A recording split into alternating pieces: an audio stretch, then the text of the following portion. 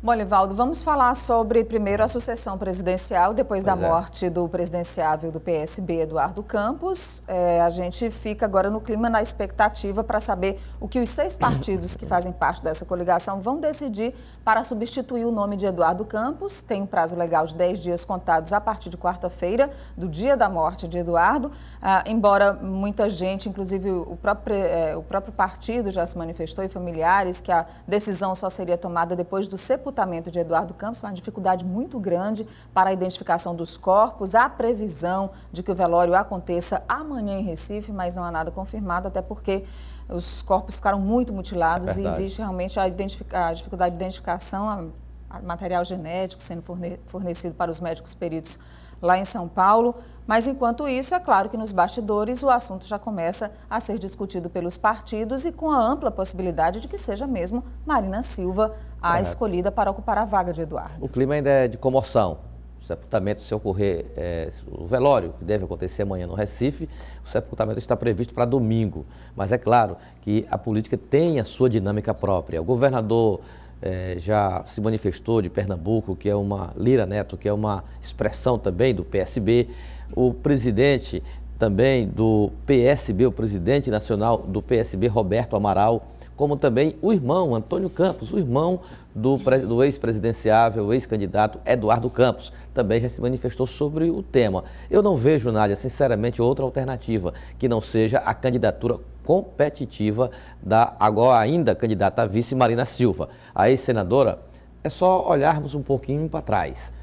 Em todos os cenários, em todas as pesquisas, em todos os institutos que realizaram levantamentos de intenções de votos, em todos, sem exceção, Marina Silva aparece em posição superior, inclusive, ao do candidato Eduardo Campos, gente.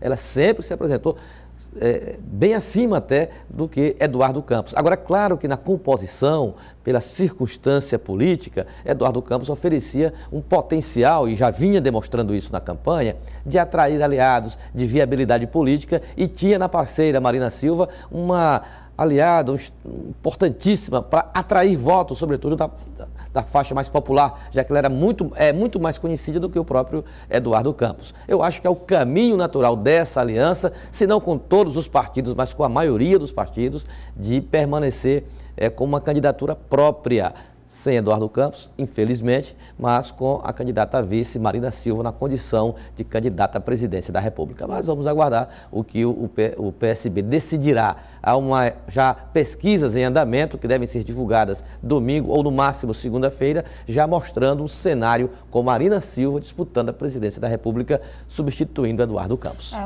Como você disse, Elivaldo, era uma tendência dentro do partido de que os dois nomes muito fortes colocados naquele momento, o Eduardo Campos era o presidente do PSB e tinha o controle do partido, era um político muito bem sucedido no estado de Pernambuco, com uma trajetória política brilhante, e ofereceu a Marina a oportunidade, depois de não criar a Rede de Sustentabilidade, de fazer parte do PSB. Exatamente. Agora, se ela tinha tanta vontade de disputar a presidência da República com a Rede de Sustentabilidade e não conseguiu, agora ela tem uma oportunidade de disputar pelo PSB. O PSB e aliados.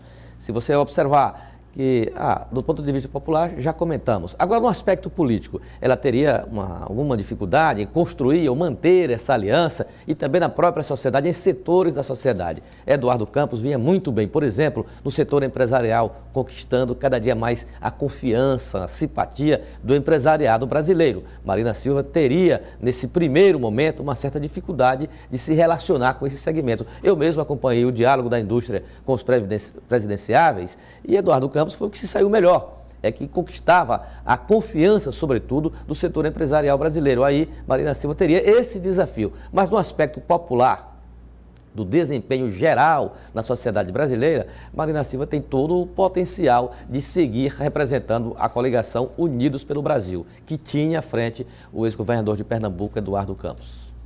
Elivaldo, vamos falar da política local.